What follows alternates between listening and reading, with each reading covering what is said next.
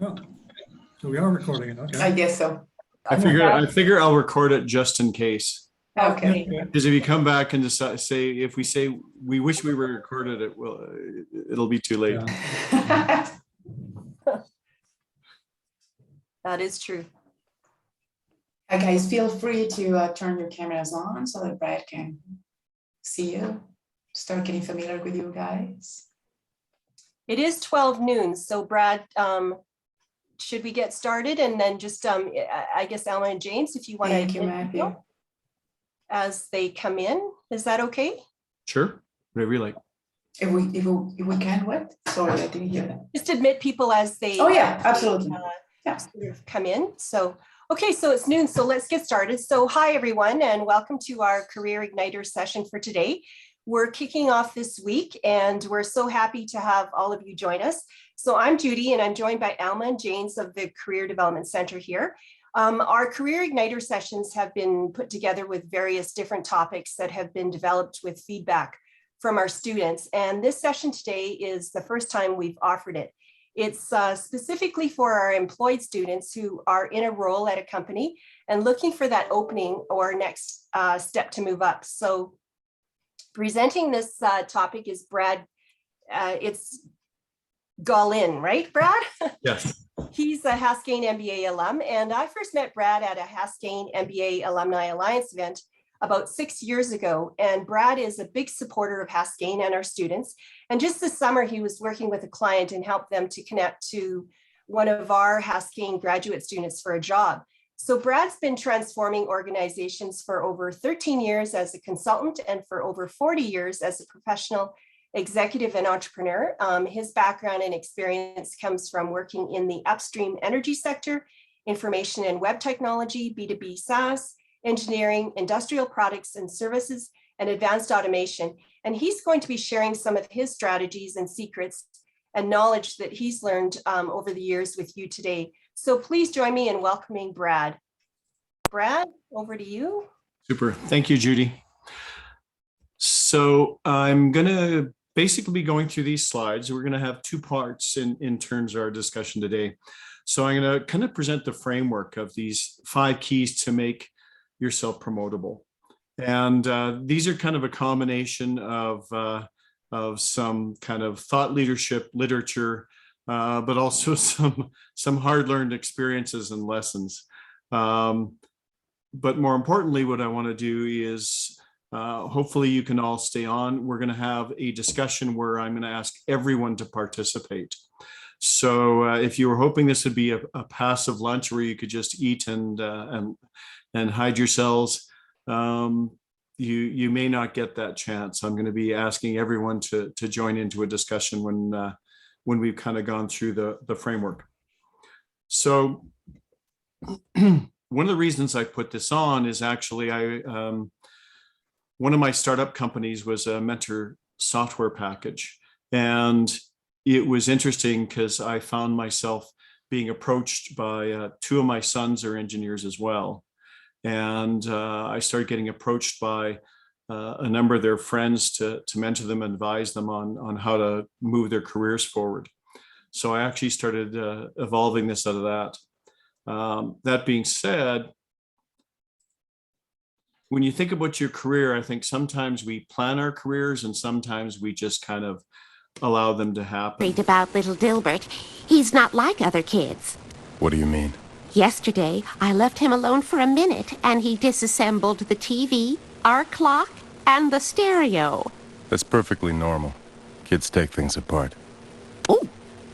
The part that worries me is he used the components to build a ham radio set. Oh dear. Is that bad? Normally I'd want to run an EEG on him, but the machine isn't working. It's worse than I feared. What is it? I'm afraid your son has the knack. The knack? The knack. It's a rare condition characterized by an extreme intuition about all things mechanical and electrical, and utter social ineptitude. Can he lead a normal life? No. He'll be an engineer.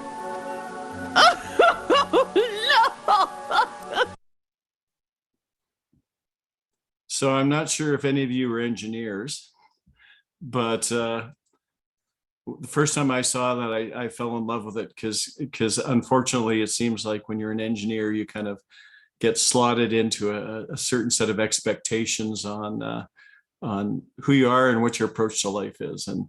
And for me in my career, it was interesting because one of the big reasons I went to grad school and went to MBA school is I found people more interesting than problems. And actually, if you want really complex problems to solve, people are really that for me. But at the end of the day, when you choose your career, I think one of the things that's really changed so much today is your career now is really yours. My wife works for a big multinational. They've got all sorts of elaborate policies and procedures and everything else. But even with big, very sophisticated companies, your career is really your career. And I think the first thing is you really can't expect anyone to kind of guide you or look after you. You really have to own it. And taking that ownership of your career and consciously deciding on what it is you want for yourself, where you want it to go, you've really got to start with what are your ambitions. And I think for a lot of us, especially, when you've done a master's in business, you think, okay, well, my career is now I'm going to go into management. How many people in the group, wave your hands, or you can put just comments in the chat, please, anytime, use the chat. How many of you think that, there's just going to be a natural progression and this is your step into management, that type of thing? And I assume for a lot of us, that's kind of just how we assume that's kind of the route that we were expected to be slotted into. But really, I think you need to be much more aware of what your options are and where you want your career to go, where it's truly going to make you happy for yourself, not other people's expectations, not role expectations, but what is it you really want in your career? Because I found that, my expectations of what I thought management and leadership were, and the reality that I found were quite different. Now when I'm coaching and advising people, and they ask, what should I do to get into management? How do I, climb the ladder, et cetera, et cetera. One of the things I tell people is, well, first off, you need to understand they never tell you what leadership roles are truly like. And I said, if you really knew that you're stepping into a management role means that you're now going to be running an adult daycare, you're going to spend 80% of your time in meetings, and then the remaining time, your own work, you're going to be doing lots of paperwork, lots of reporting, and you'll probably be doing all of your really productive work on your own time after work, because that's the only time you're really free. And you're going to finish each day and you're going to wonder if you actually really got anything done after all those meetings and all that stuff. And then you lather, rinse, repeat. That's what a typical management role really feels like. And it doesn't sound nearly as romantic and idealistic as we'd like to think. So there are options, but really think about, where do you want your career to go? Knowing your own personality, knowing your own behavioral types and interests and passions and what motivates you and those types of things. Figure out where you want to go for you, not for everyone else's expectations. Okay. So what I've built is a real simple 5-point checklist. And there's really some key things to think about in terms of driving your career. First, think of your manager as a customer. And think of yourself, this is your career. Think of yourself as being a product.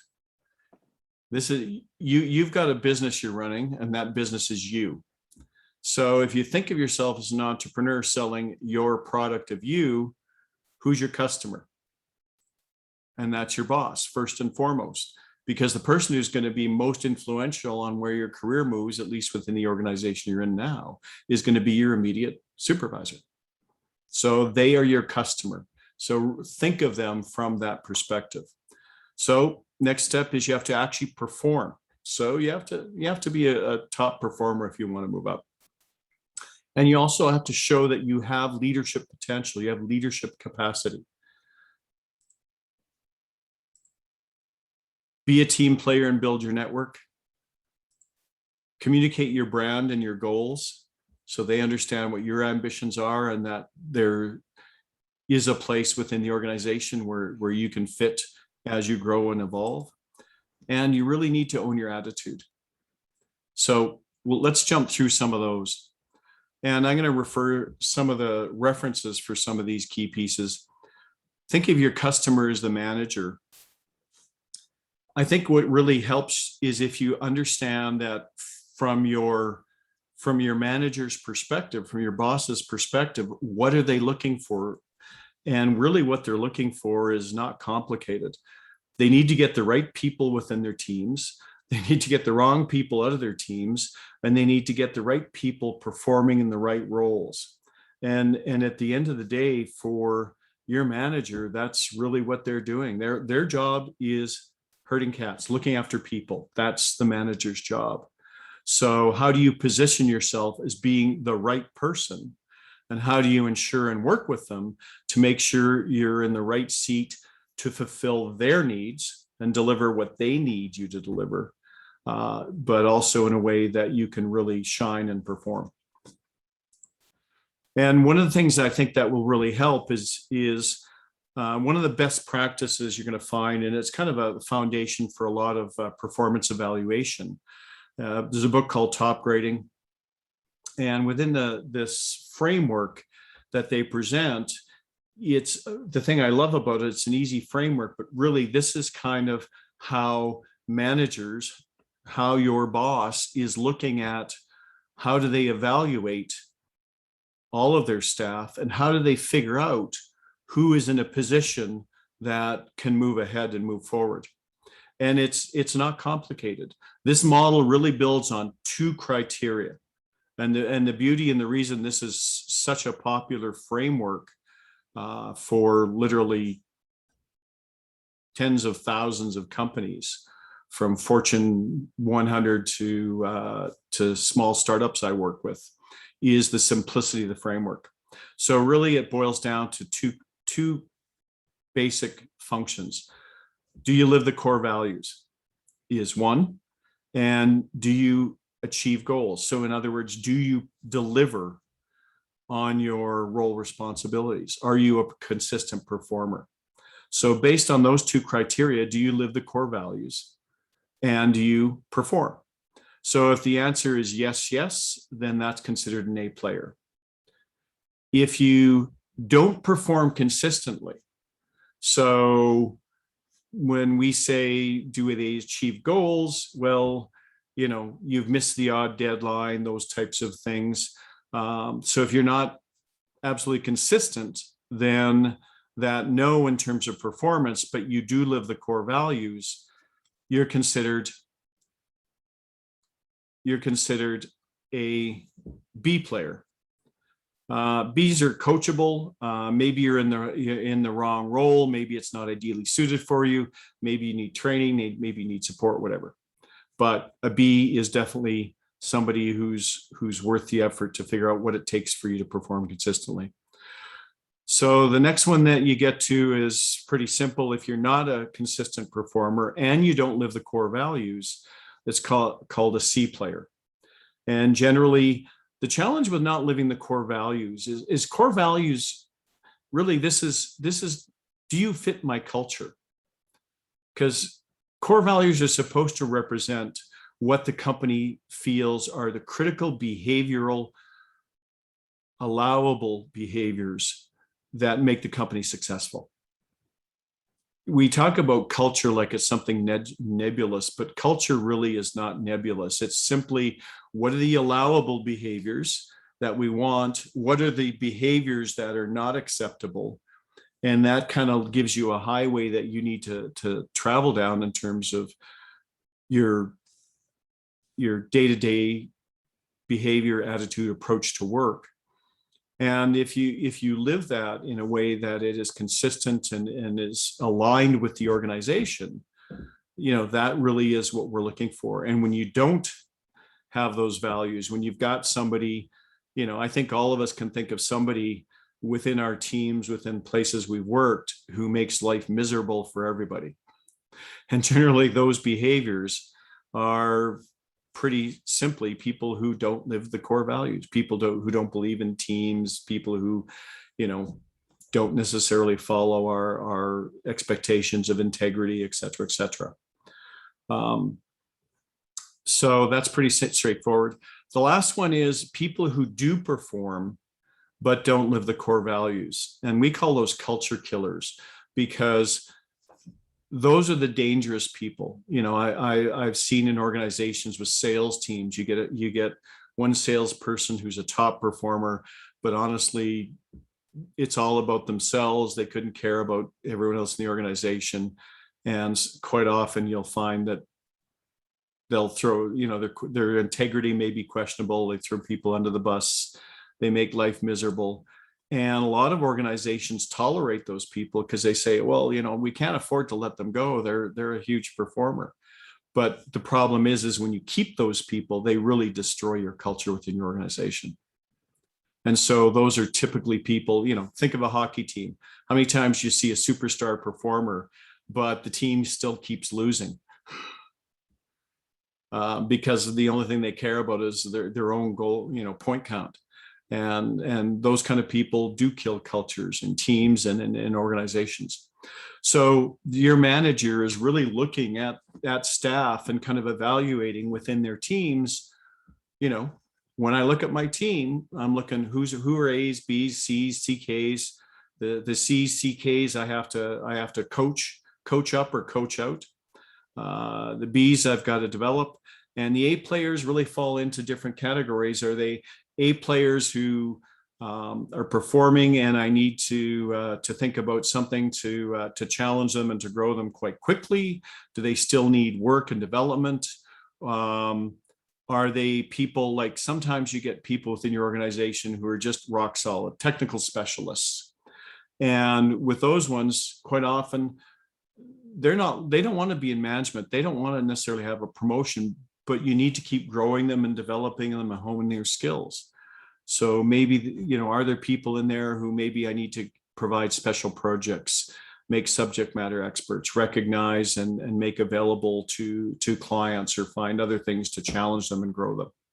So as a manager, this is how I'm looking at my staff. So for you to make yourself promotable, really the big key is you have to figure out, how do I make sure that I'm an A player? How do I make sure that my boss is seeing me as an A player? And some of the things you can do for yourself, and I've set these up as checklists so that you can get a copy of the presentation, and just for yourself in your own role, you can kind of go through and say, how do I fit with these? Do you have a clearly defined role that really sets you up for success with key deliverables? Ideally, really good role description should have KPIs attached to the role. And are you tracking your own performance and your own successes? Because when you do have discussions with your boss, if you are going into performance reviews, you need to be prepared with your own evidence and story about when somebody says, well, how do you think you performed this year? Then you should need to be able to tell a very specific story that says, I had these 6 projects, I delivered them on time, client feedback was this, my KPIs are that. You need to be able to speak to your own performance and success. It's not your boss's responsibility to track this, it is yours. And waiting for a performance review to understand what your potential is in the organization is not effective. If your boss hasn't taken the initiative, then really you need to take the initiative to make sure and ask for a weekly meeting, 10 minutes just to get feedback on your performance and coaching and advice. How am I doing? what can I do better? Any suggestions? When I work with training leadership in performance management, this is where we take them. Is performance management should be a continuous, ongoing initiative with staff, not something you do once a year. It's useless if it's once a year. So if your boss is not being proactive this way, then it's really up to you owning your career to take that initiative and have that weekly check-in specifically on your performance. How am I doing? What can I do better? And like I said, you really have to take the initiative on this. Okay, for the second one, performance show. So master your current role, track and document your success, measure your own performance, have those weekly communications, and bring your evidence to your performance review. And then the last thing you can do in this area is volunteer for special projects. So if you've got capacity and you've got the ability, then coming up with or volunteering for special projects. If you know your boss is challenged in terms of wanting to come up with new ideas for a pricing model, if you know there's something that's on their mind and that has them concerned, then being able to step up and take on an initiative. Well, I could do a research project. I could go get some background. I could do some pulse of the customer interviews with some of our clients and find out where we stand. So anything you can find that might be a special value added project, get involved, offer, take the initiative, and it'll really, really make you stand out. And then when I mentioned talk about showing leadership potential. The idea of leadership is, there's always this discussion that, is it born? Is it learned? I think generally in the literature, it's a bit of a combination of both. But now there's a book called The Leader Who Had No Title. And there's a real kind of movement now around this whole concept of leadership without a title. Simon Sinek talks about he'd rather have a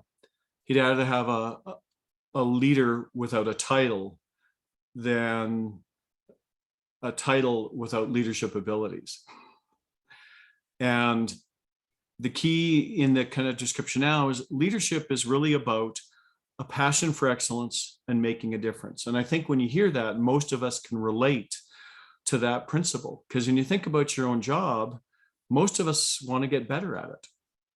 I mean, to me, the thing that I still love in terms of my career and what I'm doing is I feel like every day I still learn something new every single day.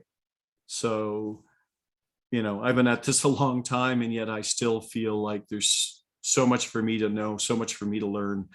And every interaction, every encounter, I have an opportunity to learn something new and wanting to make a difference. I think for most of us, I do what I'm doing right now, regardless of a paycheck, because I feel like I'm in a situation where I can really help make a difference through other people. And that jazzes me. That's what motivates me. So getting connected with yourself and showing and demonstrating that you do have a passion for excellence and you do want to make a difference will make you stand out. Okay, business is a team sport.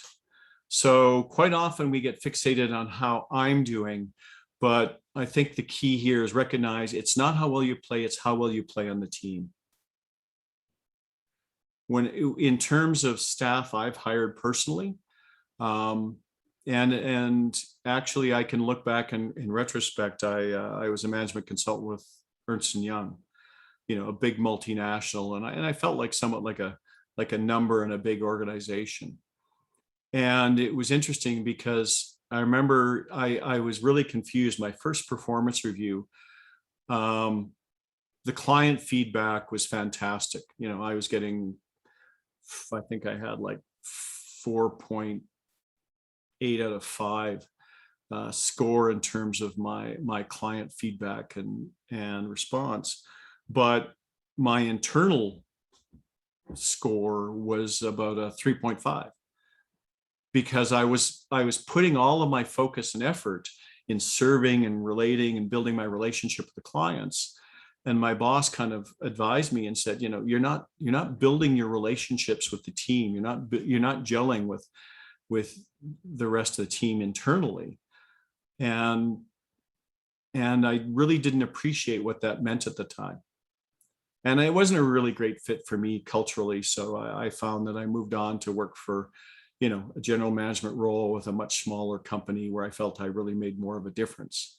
But in retrospect, I can really see now, the fact is that if I really wanted to move forward, I had to be a team player, not just with my clients, but also with my own team internally. So, that was kind of one that I had to learn the hard way. When we talk about a team player, what's key to making a team effective? And this comes from a book called The 5 Dysfunctions of a Team. Pat's written a couple other books which really follow that same theme. But basically within his model is, if you want to be seen as a team player, it's not magic, it's behaviors and following consistent behaviors. So the foundation of all teams is trust. So make sure that in your own interactions with your team, you're considered as trustworthy, and it's not any more complicated than do what you say you'll do. If you say you're going to do something, make sure that you either deliver exactly as you said, or you engage with people so that if something is changed, they understand what's changed. You need to become predictable and reliable. And that's so key to that foundation of trust. Next step, if you do have trust, then you need to have the ability to have crucial conversations. You need to have that ability to speak the truth, to speak up, to be able to have difficult conversations and really share your ideas in a constructive, effective way. So speaking up and being able to have the courage to do that, but to do it effectively, is also key to having functional teams. Really good teams can have spirited debates and discussions, but we don't tear each other down. We're there to build and focus on solutions and to do it in a constructive way. So the next one is committing. So in teams, to be really effective, you need to be able to prove and to live that commitment. If we said we're going to get here and my role is to do this, then I'm absolutely committed to doing that. And accountability is, we have a responsibility and we have an accountability. And accountability is really what I owe to the team. I have a responsibility to myself to deliver. I have accountability to the rest of my team to celebrate successes, theirs and mine, and it really is about the team results. So again, my focus needs to be on how are we doing as a team, not how I'm doing as a team. And in the discussions we have, as teams, you can really tell the team players versus the I players in those discussions. So again, make yourself a team player. If you act consistently with these kind of 5 key functions, it's not difficult to do. It's not magical. In terms of number 3 key, building your network. So, Simon Sinek said, if you don't understand people, you don't understand business. And I think one of the things that we miss quite often in business, and again, when I was an engineer and really focused technically, I was always focused on the problems, getting the problems solved, that type of stuff. But the key to your career success and moving ahead is your network, your relationships. Business is all about relationships. And it's funny because before I kind of took leadership roles and before I really became effective in my leadership roles, early on I thought, I need to keep myself kind of a little bit separate because, you know, there's that familiarity breeds contempt kind of idea in terms of management. And so I always felt, and it was kind of an older stereotype back when I was getting my first managerial roles, about that little bit of a business separation. And what I learned in training and through experience is that, in fact, I need to be a real person, and I need to build a relationship with all the people I'm interacting with, because those relationships are going to be key to our performance and key to our success together. So when we think about building relationships, you know, at first it seemed a little awkward because I kind of had this feeling like, oh, well, if I'm just trying to build relationships for business, it, you know, is that kind of fake? Is that manipulating and using other people? And I think the key is looking at it from a different paradigm, looking at it from a, hey, I just want to get to know people and understand who they are, understand who their story is, you know, and simply put, just being curious about other people is kind of a mindset. If you just take that curiosity, then it becomes much easier to network and much easier to build relationships that are open and constructive and effective. So relationships are going to be the key to moving your career ahead, and internally and externally. So socialize and get to know people. And again, just have a mindset of curiosity. Don't have an objective. I need to get to know this person to help me along to do something. Just look at it as, I just want to get to know who this person is. Everyone has an interesting story. Everyone has something you can learn from them. And so just approach it with that curiosity. And the easiest thing to do is listen and look for areas where you can be of service to people. If other people are, if you're able to hear other people's challenges and problems, if there's any way you can help them, you know, helping other people is always a win-win.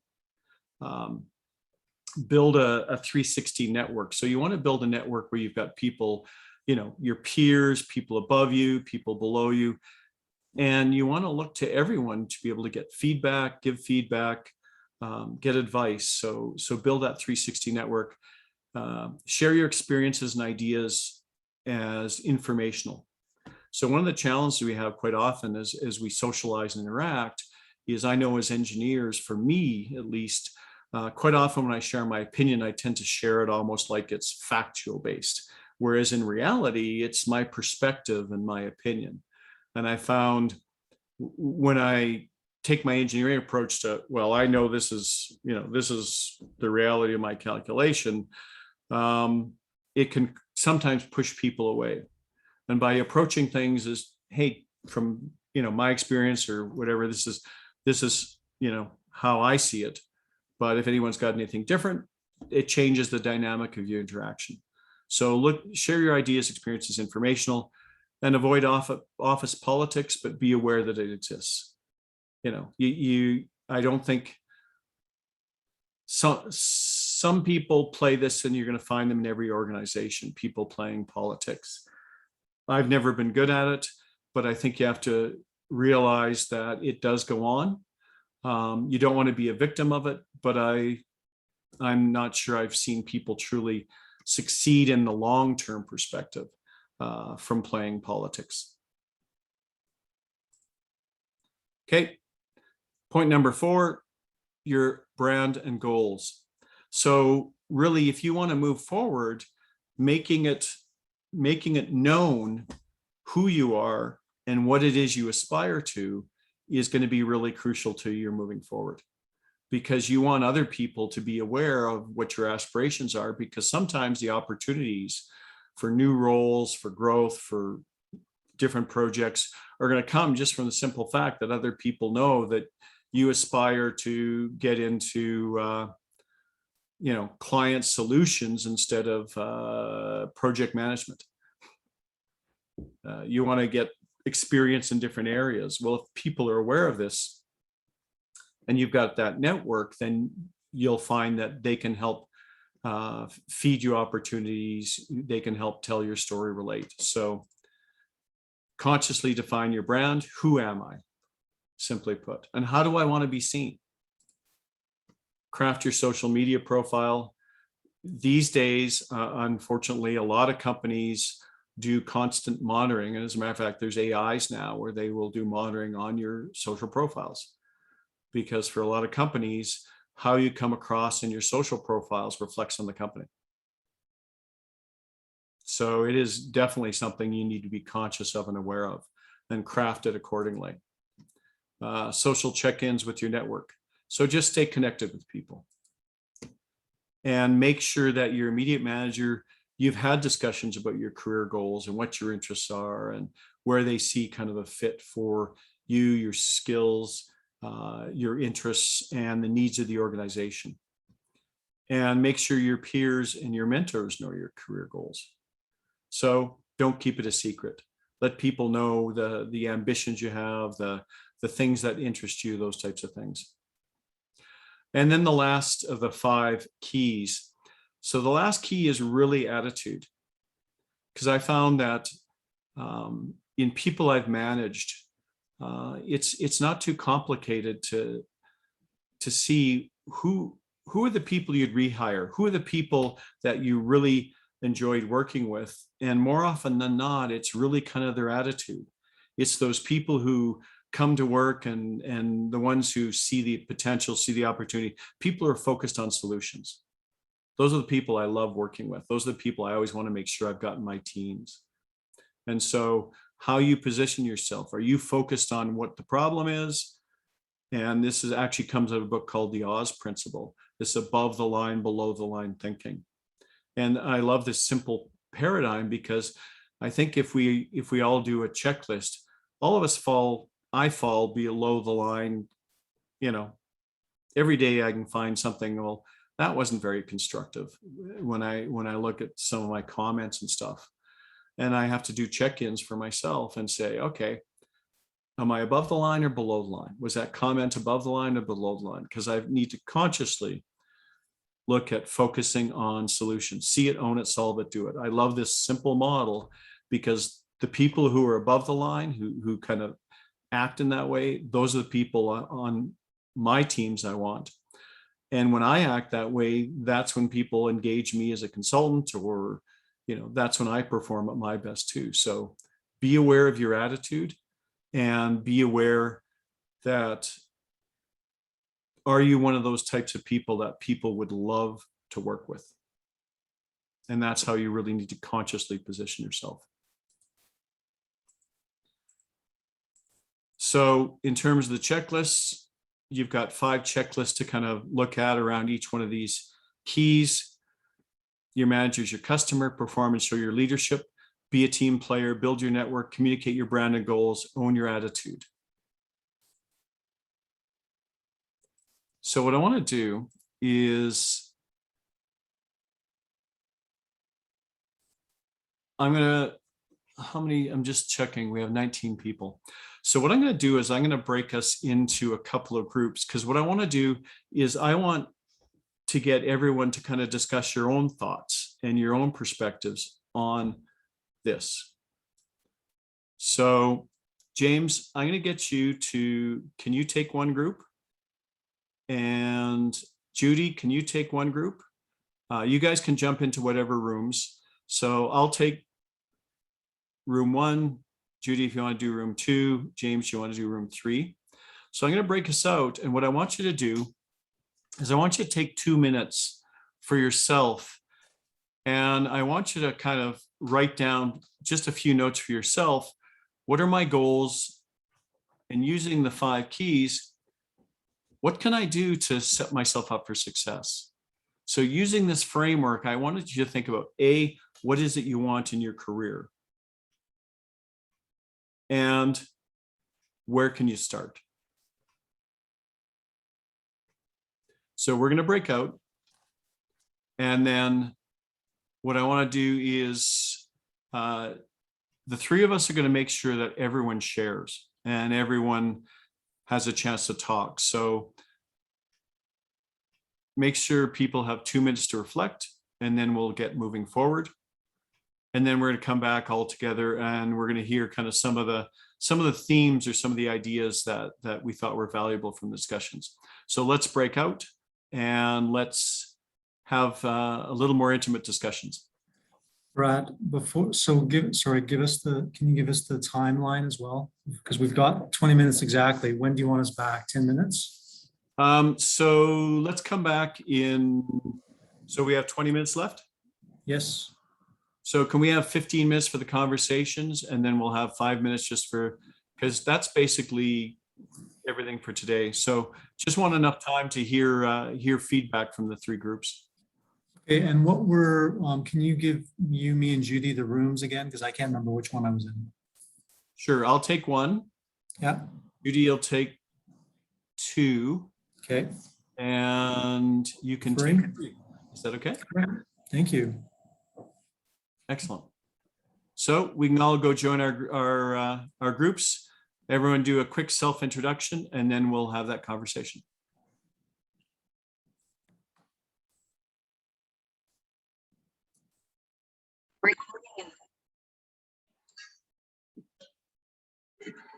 There we go.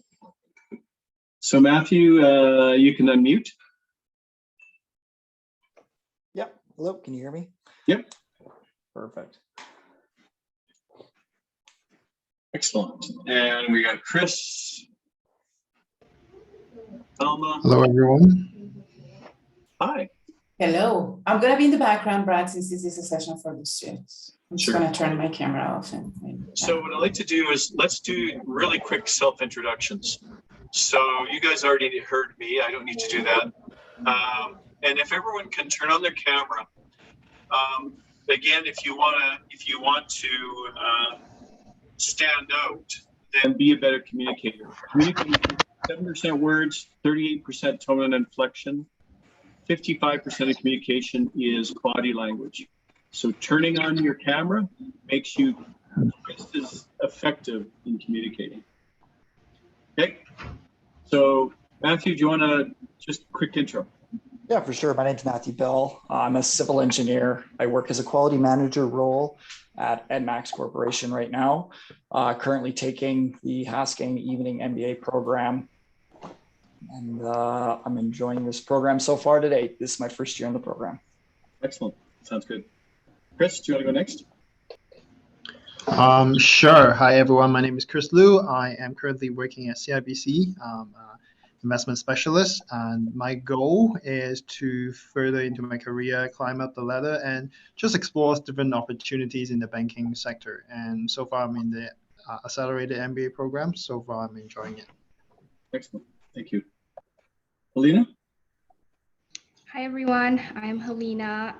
My background is in finance. I finished my MBA in 2020.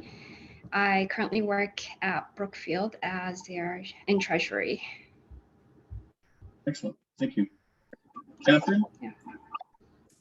Yeah. Catherine is having issues with her internet, just like with her internet. So she might not be turning off her camera, on her camera. That's fine. Hi, can you hear me? Yep. Okay, sorry. Yeah, my mic also doesn't work very well, so it also will go on and off. So my name is Catherine. I am in my third year of the MBA program in the evening, and my specialization is data analytics.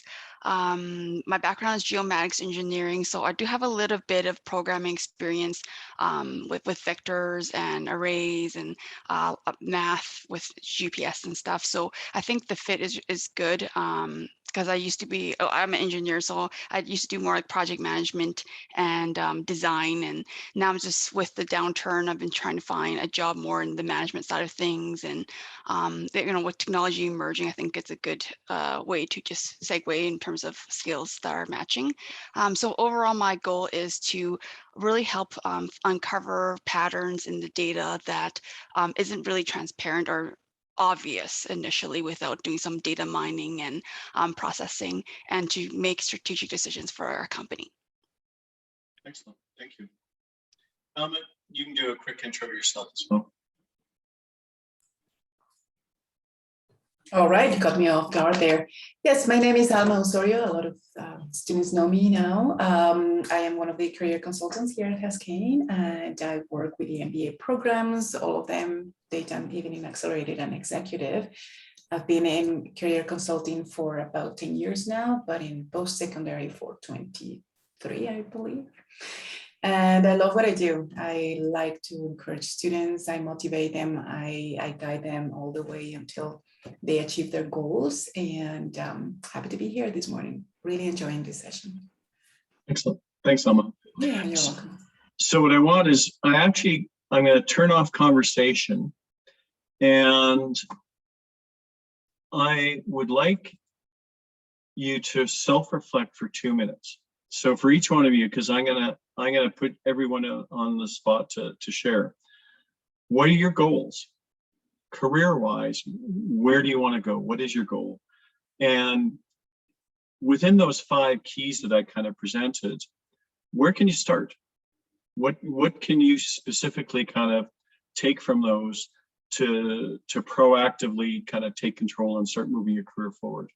So I want you to just self-reflect for 2 minutes, write down a few notes, and then we're going to get the conversation going.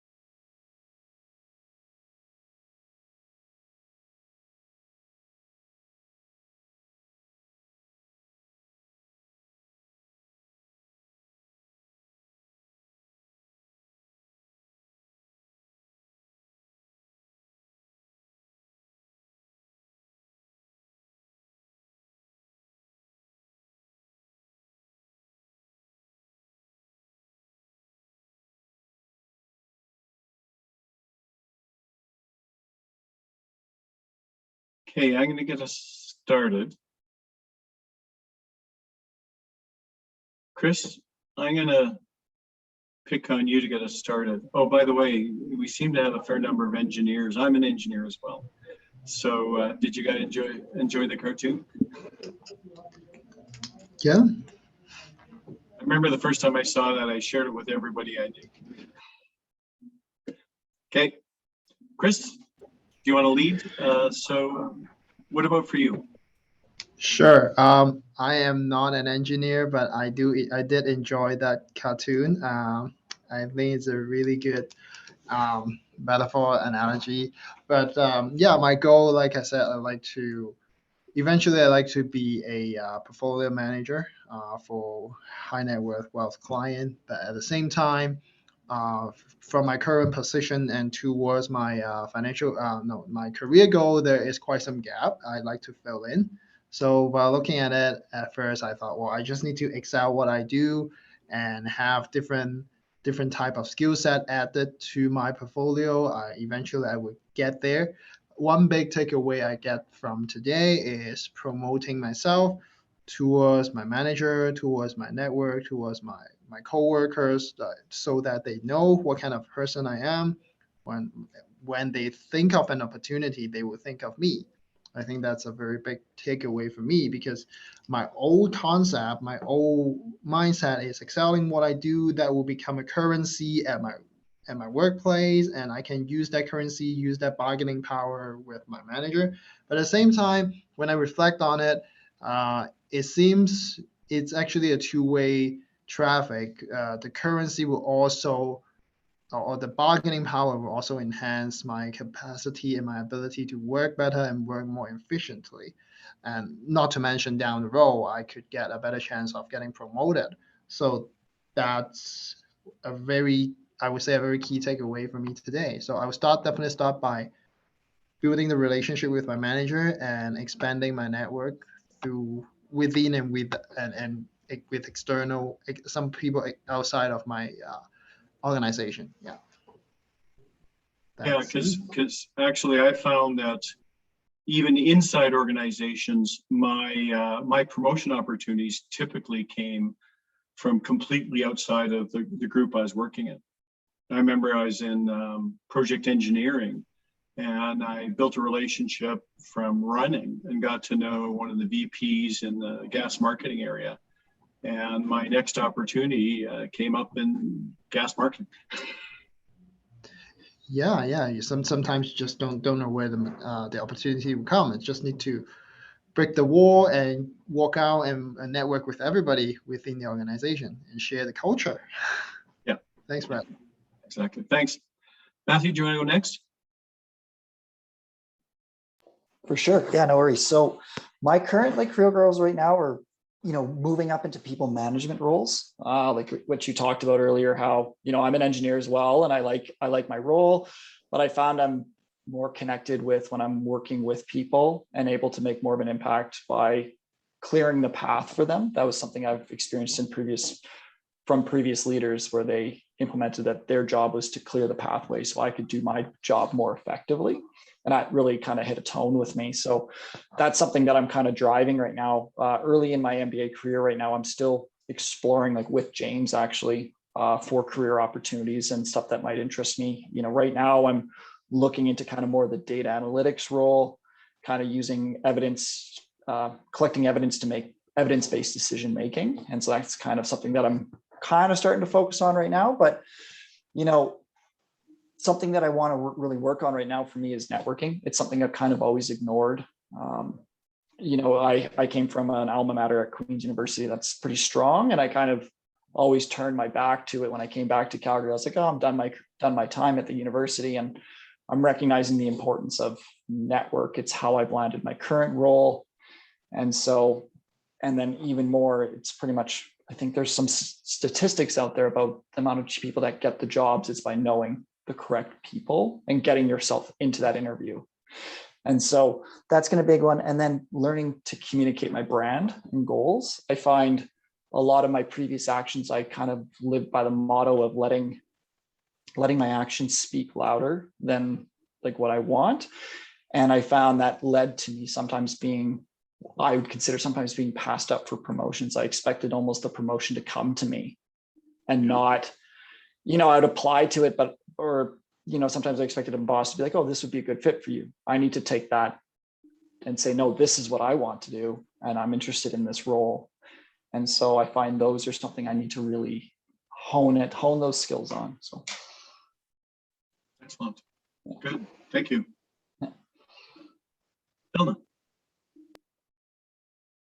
Helena. Yeah, Helena. There we go. No worries. My career goal is to be really a subject matter expert in what I do. Work for a company that values me, work for a manager that I can aspire and learn from. And and eventually be a manager in the future. Right now, I don't aspire to be the manager just because, like you said, it's like a daycare, an adult daycare that you're running, and I don't feel confident and ready that I have that ability. And so for me to get there, I would need to practice, having those difficult conversation and just staying positive even during that difficult time. And yeah, there's a lot of self-learn growth that I need to do before I get there. Yeah, that's it. Excellent. Thank you very much. Catherine, do you want to go next? Yes, so my goal is to transition to a management role and kind of use the data to uncover patterns and trends to make strategic decisions. Reflecting on what I haven't been doing successfully is that even working in teams, I get compliments that I'm a good team member and stuff, but I think I'm not very as transparent as I'm looking for a job and what kind of job am I interested in, and kind of just reiterating and reaffirming that, particularly about data analytics jobs, that the skill sets I can bring in terms of not just programming, but seeing problems and finding solutions for them, or finding ways around problems. So breaking the problems down, finding multiple solutions, and evaluating which solution is the best. So I think for my key steps for future to achieve this goal is to just be more upfront and open with my network about what I'm looking for and how I can achieve those goals. Interesting. Super. Thank you very much. So what I'm going to do is I just want to make sure I hear from everyone. And then what I'd like to do is kind of see if there's some themes here, and if you're going to give yourself or each other advice, what some of that advice might be. Alma, what about you? I know you've got a role at the university, but what about your career? Yes, well, I can share instead of sharing what I would like to do in about 5 years, I could instead share what has worked for me.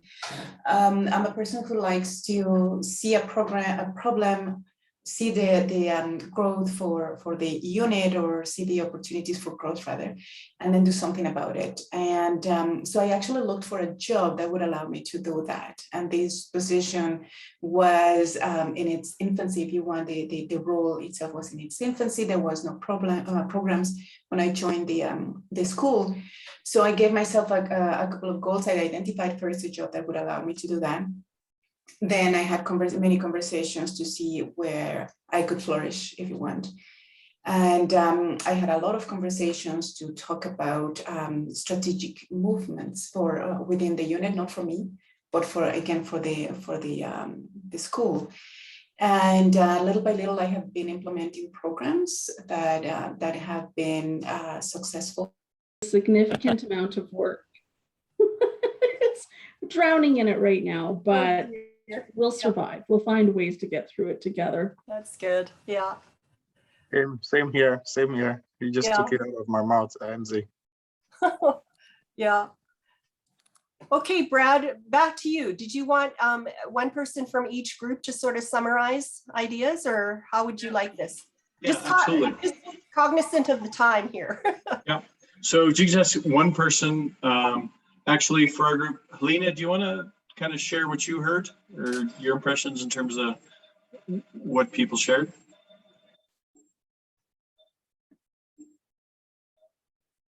Yes, sure. So totally on the spot right now. What I've heard is that many of us do eventually aspire to be a manager, and we're trying to find ways on to, how to get there. How do we promote ourselves? What are some of the works that we need to do on our end to be, that good manager that people will enjoy working with?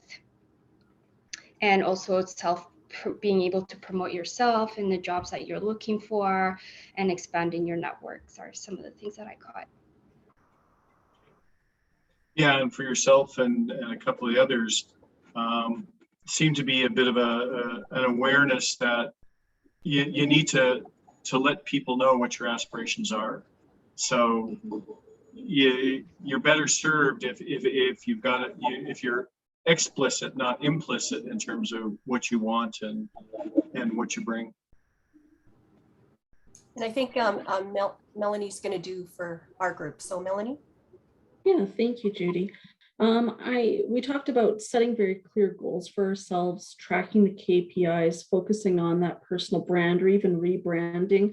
Part of that would be setting up face-to-face meetings with the manager and viewing that manager as a client. Yeah, that was very insightful, Brad. Like, that's something that we all realized that we wanted to work on. Awesome. Anything in particular for yourself personally? I would say officially tracking the KPIs. I do it unofficially, but I don't track it and share it. So it's great that I know. It's more important that my manager knows. Awesome. Excellent. Thank you. Okay. Perfect. And I guess for group 3, So our group was pretty solid on like what our goals were and how we kind of thought we could take ownership of our goals and self-promotion and our results. There was definitely, I think everyone talked about being a team player and like leader and that the need for that. And some had pretty clear individual connections between like team leader and goals. And then I think from a communication and brand perspective, that was maybe where we differed the most, in that like we were split between individuals who clearly had that and had that set up in social media and everything. And the rest of us who were kind of like, okay, we'll have to think on that and actually create that. Interesting. Excellent. Thank you. That's great. And Brad, I'm just aware of the time. Is there any last words that you have before I wrap this up for the group? I think, really just in closing, taking control, looking at it from an entrepreneurial perspective, and just, it's a journey every day. So, every day kind of thinking about where do I want to get? Who can I get there with? How do I be of value to those around me, in particular my boss? And how do I get my ambitions and the opportunities with the organization to align for me, and making that happen? That's really kind of everything in a nutshell. That's great. Well, thank you for that, Brad. It's great that you shared your time and sort of your 5 keys with us for making ourselves promotable. It looks like we all want to be like A players that are recognized. And so great tips for all of us, and some great book recommendations as well. You mentioned a few there. So great discussion and conversation that's going on. So let's give Brad a virtual applause. You can do it with your little, I guess, reactions there. And thank you all for joining us. We do have slides, and we're going to make them available for all of you, I guess, next week or this week. And just a reminder that we offer a number of career igniter sessions on the Elevate calendar. And for this Wednesday, we have a Hear It From the Experts session, and our Wednesday at lunch session on the economy has been postponed till November. So again, thank you all of you for joining us, and Brad, again, for sharing your time with us. So yeah, thank you. So thank you, Brad.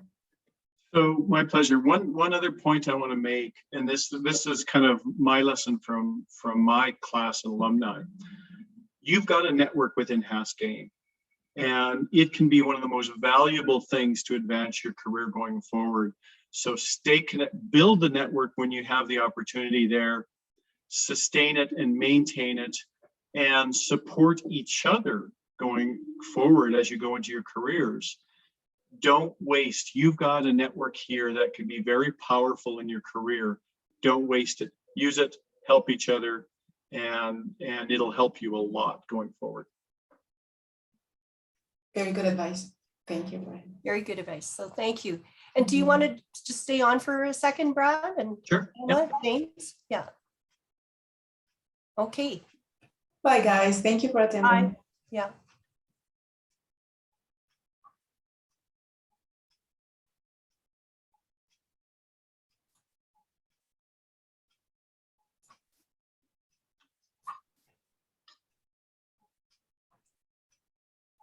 Can we stop? All right. Sorry, what was that? Stop the recording there, Brad? Yeah.